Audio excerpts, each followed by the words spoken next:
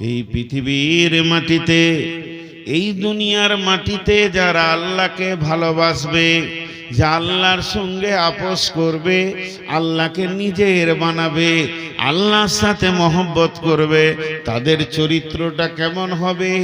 অন্ধকারের ভিতর থেকে তারা বেশি বেরিয়ে এসে কোরআনের আলোকে গ্রহণ করে নেবে, আর এই রাস্তায় তারা চলবে, কারণ তারা হেদায়েতের রাস্তা পেয়ে গেছে। আর এই লোকের ভিতর থেকে, এই 850 কোটির ভিতর থেকে ওয়াল্লাযীনা কাফারু আউলিয়াউহুমুত তাগুত ইখরিজুনাহুম মিনান নূরি ইলায যুলুমাত। কিছু লোক আছে শয়তানের সঙ্গে আপোস করবে, বেঈমানদের সাথে আপোস করবে, তাদের সাথে হাত মিলাবে। তাদের চরিত্র কেমন হবে? সুন্দর নুরানি আলোকে দেখেও তারা দু পায়ে ঠেলে দেবে, ঠেলে দিয়ে তারা অন্ধকারের ভিতর দিয়ে দৌড়বে। এটা কি তারা আনন্দ মনে করে নেবে? আল্লাহ বলছেন উলাইকা আসহাবুন নারি হুম ফিহা খালিদুন। যারা অন্ধকারের দিকে দৌড়লো তাদের শেষ জায়গাটা কি? শেষটা হচ্ছে জ্বলন্ত লিলিহান আগুনের ভিতরে তারা ঢুকবে।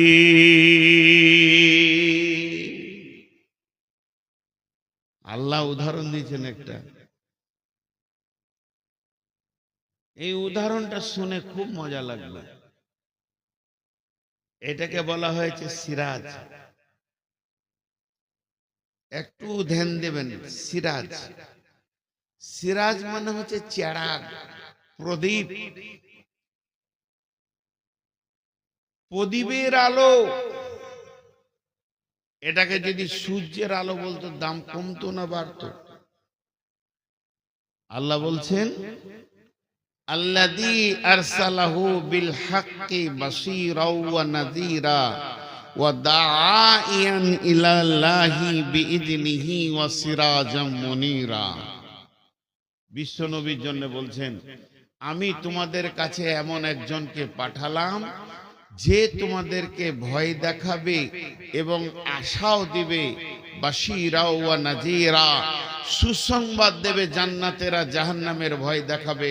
আর তোমাদেরকে ওয়া দাআ ইলাল্লাহ, তোমাদেরকে আল্লাহর দিকে ডাকবে, ওয়া সিরাজাম মুনীরা, এটা প্রদীপের আলোর দিকে ডাকবে।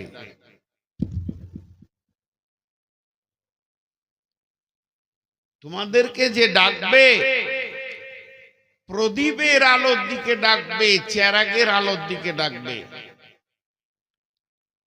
কিন্তু এই জায়গায় যদি আল্লাহ বলতেন শামসাও ওয়া মুনীরা, কামারাও ওয়া মুনীরা, সূর্যের আলোর দিকে ডাকবে, চাঁদের আলোর দিকে ডাকবে, তো ভালো হতো। একটা প্রদীপ বলেছে কোরআনকে। প্রদীপ কেন বললো? আল্লাহ সূর্য বললে তো দামটা আরো বাড়তো, যে কোরআনের আলোটা সূর্যের আলো মতো, চাঁদের আলো মতো না, বলছে প্রদীপের আলো। প্রদীপের দাম বেশি না সূর্যের দাম বেশি? প্রদীপের আলো বেশি না সূর্যের আলো বেশি? সবাই আমরা বলবো সূর্যের আলো বেশি। কিন্তু কেন প্রদীপের দিকে টানলেন? আমার কাছে একটা প্রদীপ জ্বলছে এমনি, আর আপনাদেরকে আমি ডাকছি, এসেন, আসেন। যারা আঁধারে আসেন সব চলে আসেন আমার কাছে, আলো নিয়ে যান, আলো নিয়ে যান। যারা আঁধারে আছেন, কেমন কথা বলেছেন আল্লাহ, তার রসুলের হাতে আছে চেরাগ, প্রদীপ, দীপ দীপ দীপ দীপ করে জ্বলছে, আলো দেখা যাচ্ছে, রাস্তা দেখা যাচ্ছে, পথ দেখা যাচ্ছে, কোনটা ভুল কোনটা ঠিক এটা দেখা যাচ্ছে। তা সেই প্রদীপের দিকে রসুল ডাক দিচ্ছে, আসেন, আসেন, আপনারা আমার কাছে আলো নিয়ে যান। ওইটুকু আলোতে কে নেবে? কিন্তু তা নয়। আসল ব্যাখ্যাটা হচ্ছে সূর্য একটা দুটো হবে না, চাঁদ একটা কিয়ামত পর্যন্ত দুটো হবে না। আর প্রদীপের ভিতরে এমন একটা গুণ আছে, এখানে 2000 লোক বসে আছেন, কারো কাছে প্রদীপ জ্বলে নাই, আপনারা আঁধারে ঘুরঘুর করছেন।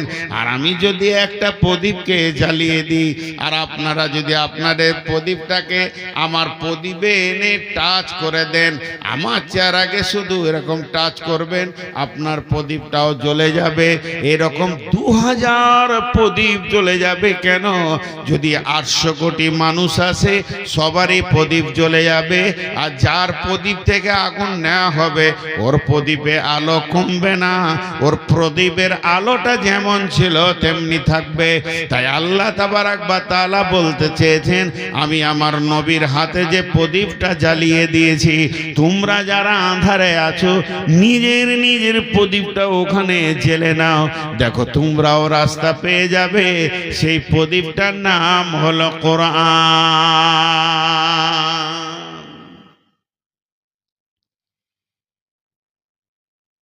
এখন প্রদীপের আলোকে ফুঁক দিয়ে উড়িয়ে দিতে চাইছে, দীপ দীপ করে জ্বলছে। আগুনটা কে জ্বালিয়েছে? নবী মুহাম্মদ সাল্লাল্লাহু আলাইহি সাল্লামের হাতে আছে, ঠিক আছে, জ্বালিয়েছে কে? কোরআন বলছে, ইরিদুনা লিইউতফিউ নূরাল্লাহি বিআফওয়াহিহিম ওয়াল্লাহু মুতিম্মু নূরিহি ওয়ালাউ কারিহাল কাফিরুন ওয়ালাউ কারিহাল মুশরিকুন। জোরে জোরে ফুঁক মারছে, নিমিয়ে যাক, মুহাম্মদ সাল্লাল্লাহু আলাইহি সাল্লাম পর্যন্ত আঁধারে চলে যাক। আল্লাহ বলছে, তোরা যতই চেষ্টা কর আমার প্রদীপকে নিভাতে পারবি না, পারছিস না, পারবি না। যখন পারল না, তখন ওরাও আগুন জ্বেলেছে, ওরা আগুন জ্বেলেছে। সূরা বাকারায় আছে, এটা উদাহরণ। আল্লাহ নিজে বলেছেন উদাহরণ, মাসালুল লাযীনা কাফারু কামাসালিল লাযীনা ইস্তাওকাদান নারান মাসালুল লাযীনা কাফারু কামাসালিল লাযী ইস্তাওকাদা নারান ফালাম্মা আযাআত মা হাওলাহু যাহাবাল্লাহু বিনূরিহিম ওয়া তারাকাহুম ফী যুলুমাতিল লা ইউবসিরুন সুম্মুম বুকমুন উমিয়ুন ফাহুম লা ইয়ারজিউন। আগুন কটা জিনিস দিয়ে তৈরি? এটা একবার মনে করলেন চা, এর ভিতরে কি আছে? চিনি আছে, দুধ আছে, চা পাতির রস আছে, ছেঁকে দিয়েছি, এর নাম চা। তাহলে 4টা জিনিস আছে, পানি আছে, দুধ আছে, চিনি আছে, চায়ের পাতির রস আছে, এই 4টা মিলে নাম হলো চা। এই যে আগুনটা জ্বলছে, ওই যে আগুনটা জ্বলছে, আগুন কটা জিনিস দিয়ে আল্লাহ বানিয়েছেন? 3টে জিনিস দিয়ে। একটা আগুনের ভিতরে 3টে জিনিস আছে। ধ্যান দিয়ে শুনেন, কোরআন বলছে, প্রথম নম্বরে যে জিনিসটা আছে আগুনের ভিতরে, এই যে আগুনটা দেখা যাচ্ছে লাল হয়ে আছে, সাদা হয়ে আছে, এই বস্তুটার নাম আগুন। তাহলে ওটা দেখা যাচ্ছে আগুন একটা বস্তু, আর ওর ভিতরে মিশ করা আছে 2টো জিনিস। একটা হলো ধাওয়া শক্তি, উষ্ণতার ধাওয়া শক্তিটা আগুনের ভিতরে আছে, পৃথিবী কারোর ভিতরে নাই। এই শক্তিটা থাকার কারণে যে কোনো জিনিস ওকে দেবেন, ওটাকে পুড়িয়ে ছাই বানাবে। আগুন ছাড়া কেউ পোড়াতে পারে না, ছাই বানাতে পারে না। তা আগুনের ভিতরে একটা ক্ষমতা লুকানো আছে, সেটা হলো পুড়িয়ে ছাই করে দেওয়া। আর আগুনের ভিতরে 2 নম্বর গুণ যেটা ভরা আছে, আগুন নিজে একটা জিনিস, ওর পোড়ানো ক্ষমতা একটা জিনিস। আর দ্বিতীয় ক্ষমতা আগুনের ভিতরে আছে, এই যে প্যান্ডেলের ভিতরে আঁধার ছিল, আঁধারকে ঠেলে সরিয়ে দিয়ে আলো করে দিয়েছে। এই নুরানি ক্ষমতাটা আল্লাহ আগুনের ভিতরে দিয়েছে, তাই বলে আঁধারকে ঠেলে সরিয়ে দিয়েছি। এর ভিতরে এটা পানি বললাম, এটা কি পানি? যখনই মুখে দিবেন তখন দুজন কথা বলবে আপনার সঙ্গে, চা পাতিটা কষ্টা বলবে আমি আছি, চিনি বলবে আমি আছি, বাহ্যিক এটা পানি। তো আগুন একটা বস্তু, আঙুলটা ভরে দিলে দুটো কথা বলবে, বলবে আমি পুরাচ্ছি তোকে, আর আঁধারকে আলো করছি, এই দুটো জিনিস জ্বালানোর পর বলবে। কিন্তু এইগুলো বের করে আলাদা করার ক্ষমতা কার আছে? আল্লাহ। এই এই তিনটেকে আলাদা আলাদা করার ক্ষমতা কার আছে? আপনারা বলেন। আল্লাহর আছে। আল্লাহ করে দেখিয়েছেন। কোথায় দেখিয়েছেন? বিসমিল্লাহির রহমানির রহিম। ইয়া নারু কুনি বারদাও ওয়া সালামান আলা ইব্রাহিম। বেঈমান নমরুদ যখন ইব্রাহিমকে আগুনে ফেলে দিল, আসমান থেকে আল্লাহ বললেন, হে আমার আগুন, তোমার কাছে থেকে যে জ্বালানি ক্ষমতাটা ছিল, পুড়িয়ে ছাই করার ক্ষমতাটা ছিল, ওই জিনিসটা আমি আজকে তোমার কেড়ে নিলাম। আমি আল্লাহ তোমাকে বানিয়েছি, তুমি আমার গোলাম, আমি এটা বলবো তাই শুনতে হবে। আমি ইব্রাহিমকে তোমার ভিতরে পাঠালাম। ফেরাউন নমরুদ বেঈমান ভরে দিল, তুমি সব করবে, তুমি জ্বলবে, তুমি কাঠ পোড়াবে, সবকে পুড়িয়ে ছাই করবে। পার্টিকুলার একটা নাম কোরআনে এসেছে, সালামান আলা ইব্রাহিম, আমার ইব্রাহিমকে জ্বালাবে না। ইব্রাহিম যেন একটা ছুঁচের পরিমাণ তাপ তোমার কাছ থেকে না পায়, ইব্রাহিম যেন শান্তিতে থাকে। তাহলে আমি আল্লাহ তোমাকে হুকুম দিলাম ইব্রাহিমকে পোড়াবে না। তো সমস্ত কাঠ দাও দাও করে জ্বলছে, আগুন দাও দাও করে জ্বলছে, কাঠ শেষ হয়ে যাচ্ছে, কিন্তু ইব্রাহিমের একটা লোম পড়ছে না। বাংলাদেশের এক মুফাসসির বলছিলেন, আলেম মানুষ বায়ান করছিলেন, আমি শুনছিলাম, বলছেন যে ফেরাউনকে আগুনে দেওয়ার, ফেরাউন এই নমরুদ আগুনে দিল ইব্রাহিমকে, ইব্রাহিম পুড়ছে না, যেমন ভালো মানুষ তেমনি হয়ে রয়েছে। তো নমরুদ রেগে গিয়েছে, রেগে গিয়ে আগুনকে বলছে, ওই তোর কি হলো? সব কাঠগুলোকে পুড়ে শেষ করে দিলি, ইব্রাহিমকে পারছিস না কেন? তোর কি জ্বালানি ক্ষমতাটা শেষ? নমরুদ বলছে আগুনকে, তোর কি জ্বালানি ক্ষমতাটা শেষ? একটা মুফাসসির বলছিলেন, আমি নিজে শুনেছি, তো আগুনের ভিতর থেকে আওয়াজ আসছে, তোর কি সন্দেহ হচ্ছে আমি জ্বালাইতে পারছি না? তো তুই ঢুকে দেখ, ওটা আমার আল্লাহ আমাকে কাবু রেখেছে, তোর সন্দেহ হলে তুই ঢোক, পাওয়ার মেপে চলে যাবি কত আছে। তো আগুন এখান থেকে একটা অংশকে আল্লাহ আলাদা করলেন। আর একটা উদাহরণ কেমন, এই উদাহরণটা একটু ডিপলি, খুব সূক্ষ্ম মিজাজে বুঝতে হবে।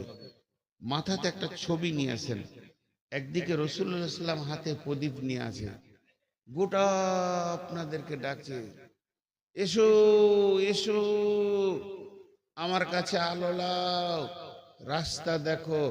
এই রাস্তা, আলো বলতে কোরআনের আলো, রাস্তা বলতে জান্নাতের রাস্তা, দুটো মাথায় রাখবেন। এই আলোটা দুনিয়ার এই আলো নয়, ভাত মুড়ি খাবো বলে দেখবো ওই আলো নয়। এসো, এই যে আমার কাছে আলো লাও আর রাস্তা দেখো, ঠিক জায়গায় পৌঁছে যাবে। আবু জাহেলের দল রসুলের বিরুদ্ধে আরেকটা আগুন ওই দিকে জেলে দিলে। সেই আগুনটা কি? যেমন আমাদের এখানে আছে মার্ক্সবাদ, গান্ধীবাদ, গীতাঞ্জলি, কার্ল মার্ক্সের বইটার নামটা দাস ক্যাপিটাল। মানে সমাজকে এরা আলো করবে, সমাজকে এরা, ভারতের যে আইন, বিদেশি আইন, মানুষকে মানুষ সোজা রাখার জন্য যে আইনগুলো তৈরি করেছে, এটা আল্লাহকে বাদ দিয়ে যে আইনগুলো হয়েছে, এটা একটা প্রদীপ। কার্ল মার্কসের যে বইটা আছে দাস ক্যাপিটাল, ও চেয়েছে আমি সমাজকে আলো দিব, আর আল্লাহ পাঠিয়েছেন নবী মোহাম্মদের হাতে এইটা। দাস ক্যাপিটাল একদিকে আর এইটা একদিকে, এই আলোতে আপনাকে দেখে জান্নাত দেওয়া হয়েছে। আর ওরাও আলো জ্বেলেছে, ওরা আলো জ্বেলেছে, এসো তোমাদেরকে শান্তি দিব, পথ দিব, হেদায়েত দিব, এমন শান্তি দিব, শান্তি আর শান্তিতে থাকবে। আল্লাহ ওদের জন্য বলছেন, কি বলছেন?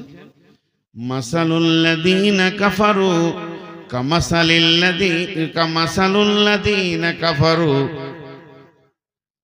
মাসালাহুম কামাসালিল্লাযীনা তাওকাদা নারান ফালাম্মা আদাআত মা হাওলাহু। আল্লাহ বলছেন আমি মিসাল দিছি ওইটা, এবার আগুনের ওপরে মিসাল মনে করেলেন। রসুলের কাছে একটা প্রদীপ আছে, আর এখান থেকে আপনি মসজিদ পর্যন্ত যাবেন, ঘুর ঘুর ঘুট ঘুটে অন্ধকার রাস্তা, মসজিদ যেতে চাইছেন পেছেন না। আর নবী মুহাম্মদ সাল্লাল্লাহু আলাইহি সাল্লাম এখানে আছেন, আপনি এসে বললেন নবীজি গো আমার প্রদীপটা জ্বালিয়ে দেন, নবীজির প্রদীপটা দিয়ে দিলেন, আপনারটা জ্বলতে শুরু করলো। আপনি দেখে দেখে দেখে দেখে দেখে দেখে দেখে দেখে মসজিদে যাচ্ছেন। এইটার জন্য আল্লাহ বলছেন এই প্রদীপে তুই লাগাবি, তোর প্রদীপ জ্বলে যাবে, আঁধার সরে আলো হয়ে যাবে। আগুনের ভিতরে গুণটা আছে, তুই মসজিদে চলে যাবি। ডান দিকে ওই পাশে আবু জাহেল আলো জ্বালিয়ে দিয়েছে, দাস ক্যাপিটাল আর রবীন্দ্রনাথের গীতাঞ্জলি এনে দিয়েছে, বলছে কোরআন পড়তে হবে না, ওর কাছে যেতে হবে না, ওটা বহুত পুরাতন কথা, কালা আসাতিরুল আউয়ালিন, ও আর রাস্তা দিতে পারবে না। এই যুগে যেমন চলতে গেলে যা যা আইন করতে হয় আমরা করেছি। এরা প্রদীপ জ্বালিয়েছে, আলো জ্বালিয়েছে, মনে করলেন একটা টায়ারকে নিয়ে এসে আগুন ধরিয়ে দিয়েছে, দাও দাও করে জ্বলতে শুরু করেছে। মানুষ ওই আগুনটা দেখে তার কাছে গেছে, এটাও তো আগুন রে, এই আগুন চলি খানি নিয়ে নিল। এবার রাস্তা দেখছে, মাসালুহুম কামাসালিল্লাযী ইসতাওকাদা নারান ফালাম্মা আদাআত হাওলাহু।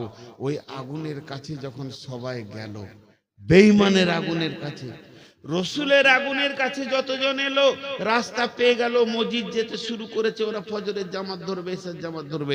কিন্তু বেঈমানদের আগুনের কাছে যারা গেল তাদের সম্পর্কে আল্লাহ বলছেন, যখন তারা ওই আগুনের কাছে পৌঁছালো,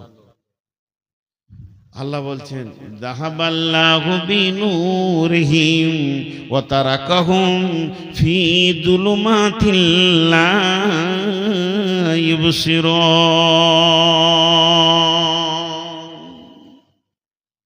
ওই আগুনের কাছে পৌঁছালো।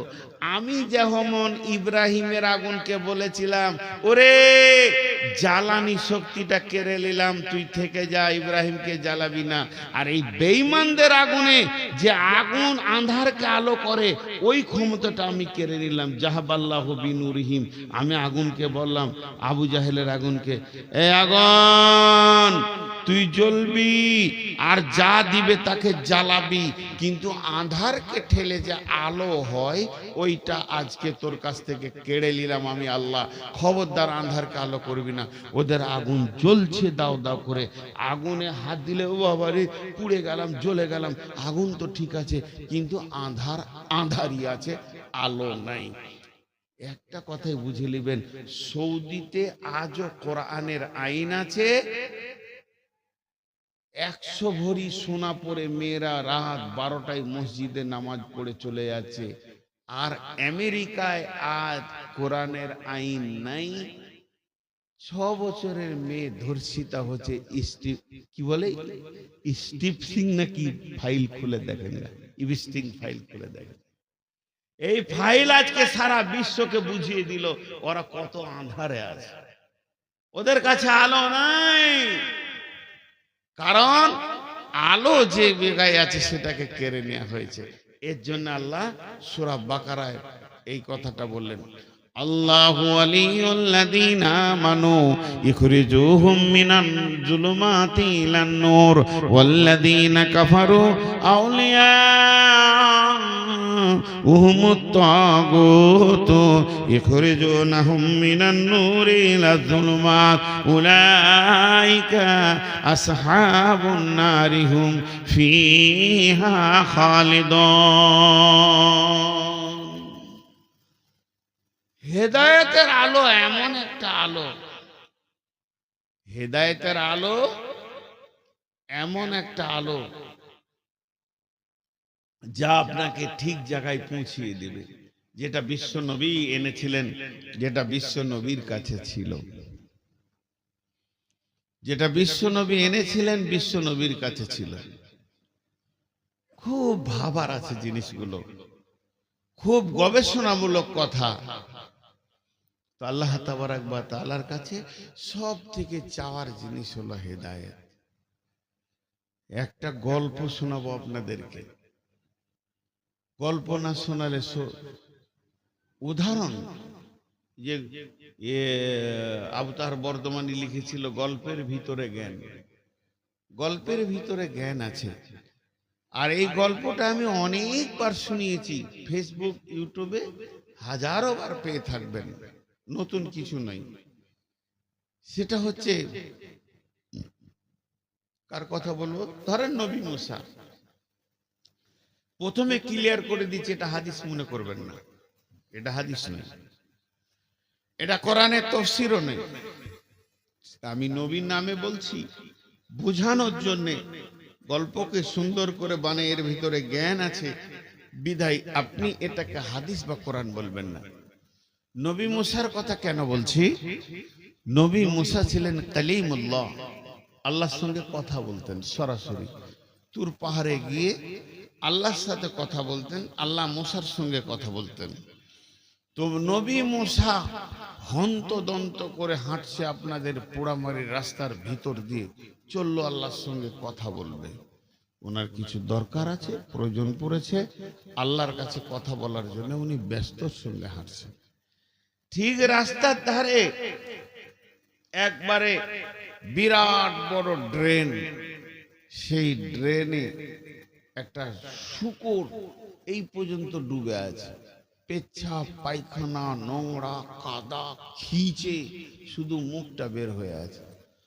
নবী মুসাকে দেখে সে লাফ দিয়ে ড্রেন থেকে উঠলো। গল্প, গল্পের সব কথাই হয়, শূকরও কথা বলে। তো শূকর বলছে, হে নবী মুসা তুমি চললে কোথায়? বলে আমি আল্লাহর কাছে চললাম, আমার কাজ আছে।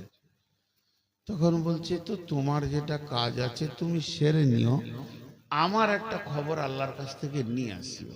বলে কি? বলে তুমি আল্লাহর কি করেছো যে আল্লাহ তোমাকে মানুষ বানালো, শুধু মানুষ নয় নবী বানালো। আর আমি কি দোষ করলাম, আল্লাহ আমাকে শূকর বানালো। শুধু তাই নয়, একদম নিকৃষ্ট নোংরা খিঁচে জিন্দেগি বানালো। এটা জিজ্ঞেস করে আসবে। নবী মুসা তুর পাহাড়ে গেল, আল্লাহর সাথে যা কথা বলার ছিল বলে নিল, ফিরে আসছে। আল্লাহ বলছে, হে নবী মুসা তোমাকে কি কেউ কোনো কথা জিজ্ঞেস করার কথা বলেনি? তুমি কি একবারে, তোমাকে কেউ কিছু বলেনি? বলে হ্যাঁ বলেছে একটা শূকর, আমি ভুলে গেছিলাম। তাকে কেন শূকর বানালেন, আমাকে কেন মানুষ? আল্লাহ উত্তর দিলেন, আনা সামাদ, আল্লাহুস সামাদ, কুল হুয়াল্লাহু আহাদ, আল্লাহুস সামাদ। আমি কাউকে পরোয়া করি না, কাউকে তওয়াক্কা করি না, কারো মুখোপেক্ষী নই। পৃথিবীতে কাকে আমি শুয়োর কুকুর ইঁদুর বাঁদর ছুঁচা বানাবো এটা আমার ব্যক্তিগত ব্যাপার। কিয়ামতের মাঠে কাকে কি ফায়সালা দিবে এটা আমার ব্যক্তিগত ব্যাপার। এই ব্যাপার নিয়ে কেউ যেন আমার ব্যাপারে নাক না গলায়। ওকে বলে দিও যে ব্যাপারে ও আমার হাত দিয়েছে এটা আমার ব্যক্তিগত ডায়েরি, খবরদার না, এটা আমি কাউকে কিছু বলবো না। মেহশারের দিন সব দেখতে পাবে কার কি আঞ্জাম হচ্ছে। তোমাকে বলবে, এরপরে যদি বিষয় নিয়েও কথা বলে তো চামড়া খিঁচে দেব, আজাব দিব আমি। তবে একটা কথা বলি, শুকুরটা যখন এত চিন্তা করেছে আর তোমাকে কথা বলতে বলেছে, আমি ওকে একটা উপহার দিব। নবী মুসা বলছে, আপনি শুকরকে উপহার দেবেন? মাঝে আবার বলছে এটা গল্প, কিন্তু বলবেন না কত নম্বর হাদিস।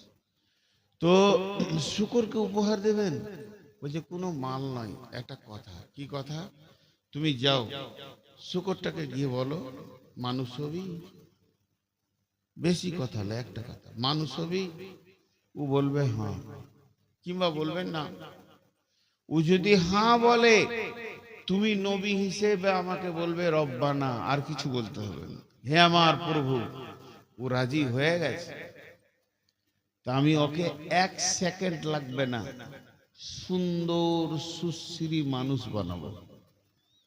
আর মানুষ বানিয়ে ছেড়ে দিব না, আরো একটা কথা দিচ্ছি আমি তোমার সঙ্গে, ও যা চাইবে আমি তাই দিব।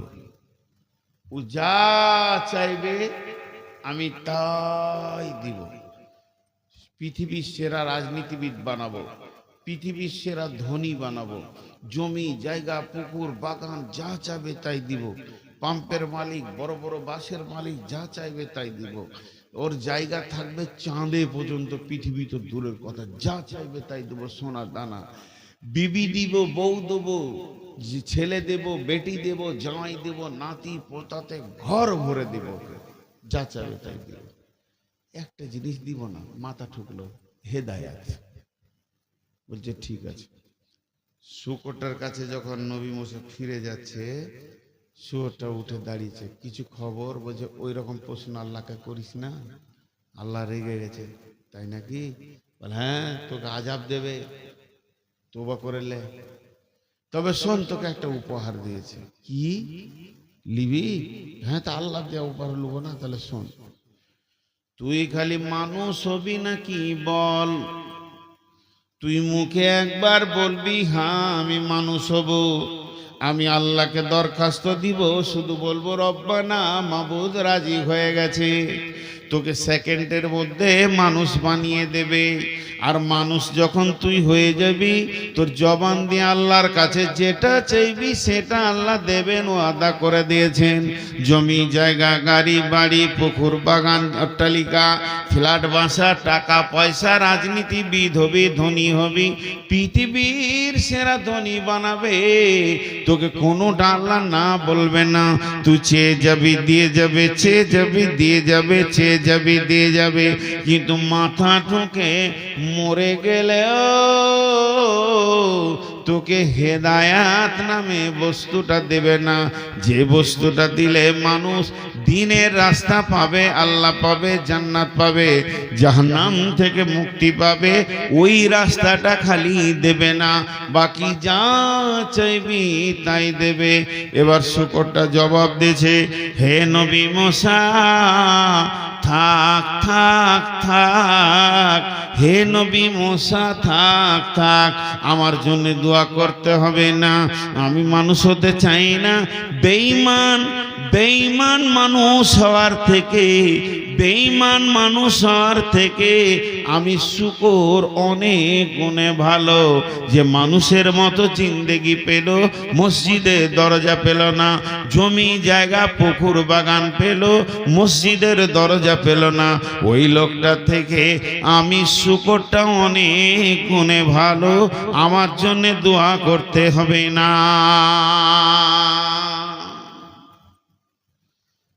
আমরা ভাবি হয়তো যে লোকটা বড় চাকরি পেয়ে গেছে, মেলাই টাকার মালিক, ইট ভাটার মালিক, কোটি কোটি টাকা ডাম্পার ঘুরছে যার আঙুলের ইশারায়, সেই মনে হয় সব থেকে দামি। মাথা খারাপ। যার কাছে কিছুই নাই, 1 টাকা নাই, সে যদি হেদায়েত পেয়েছে সে দামি, আর যে হেদায়েত পেল না সে দামি নয়। হেদায়েত একটা এমন বস্তু, আল্লাহর কাজ ছাড়া আর কোথাও পাওয়া যাবে না। হেদায়েত দিতে বিশ্ব নবী পারেননি, বিশ্ব নবীর ক্ষমতা নাই হেদায়েত দেওয়ার। রাসূলুল্লাহ সাল্লাল্লাহু আলাইহি ওয়াসাল্লামের হাতে যদি হেদায়েত থাকতো, প্রথম হেদায়েত পেত আবু তালেব। আবু তালেব, বিশ্ব নবীর বাপ মারা গেল, মা মারা গেল, 6 বছরে এতিম হয়ে গেল, বাপ মা কেউ নাই। এই শিশু নবী মুহাম্মদুর রাসূলুল্লাহ সাল্লাল্লাহু আলাইহি সাল্লাম, যার ছায়াতে ধীরে ধীরে ধীরে ধীরে মানুষ হলো, তার নাম আবু তালিব। কোলে করে হেদায়েতের মেশিনটাকে মানুষ করলেন কে? আবু তালিব। কিন্তু ওর ভিতরে দিনের তলব ছিল না, তো হেদায়েত পেল না। খুব চেষ্টা করছে। আবু তালেব চাচা কত প্রাণ দিয়ে ভালোবাসতেন। আবু তালেবের নিজের ছেলের নাম আলী জাফর, এখানে জাঙ্গে বসে আছে, ছোট ছেলে একদম মাসুম বাচ্চা, বাপের কোলে বসে আছে, এমনি করে ধরে আছে। কাবা শরীফ তখন কাবার দাপট কার চলছে, কাবার কার আয়াত্তে আছে, কাবার রক্ষণাবেক্ষণ সেই আবু তালেবের হাতে আছে। বিশ্বনবী ছোট শৈশব কৈশবের ছেলে আস্তে আস্তে চাচার দিকে এগিয়ে যাচ্ছে, মা নাই বাপ নাই। আবু তালেব রসুলকে কত ভালোবাসতেন, নিজের বাচ্চাটাকে মাটিতে নামিয়ে দে, আয় বেটা মোহাম্মদ কোলে বসালেন। এর নাম আবু তালেব। বিশ্বনবীকে যখন পাথর মারা হয়, যে লোকটা সিংহের গর্জন দিয়েছিল সে হচ্ছে আবু তালেব। কে কে মেরেছিস? আমার ভাতিজার গায়ে কে হাত দিয়েছিস? আমি এখনো বেঁচে আছি, মরি নাই। নবী মোহাম্মদ রাসূলুল্লাহ সাল্লাল্লাহু আলাইহি ওয়াসাল্লাম অঝর নয়নে কাঁদছে। আবু তালেব বারবার বলছে, বেটা মোহাম্মদ, তুই একবার বল তোকে কে মেরেছে, তুই একবার তার নামটা বল, আমি কথা দিচ্ছি তার বংশ বুনিয়াদকে আরবের মাটিতে রাখবো না। বিশ্বনবী বলেছিলেন, চাচা অনেক পাথর খেয়ে শরীর ব্যথায় ব্যথিত হয়ে গেছে, আপনাকে তাকে মারতে হবে না, আপনি কালেমা পড়লেন, আমার সব ব্যথা দূর হয়ে যাবে। আবু তালেব কালেমা পড়েন, মরে যাবে মুমূর্ষু অবস্থায়। বড় বড় ওলামারা বলেন বিশ্বনবী নিজের চাচা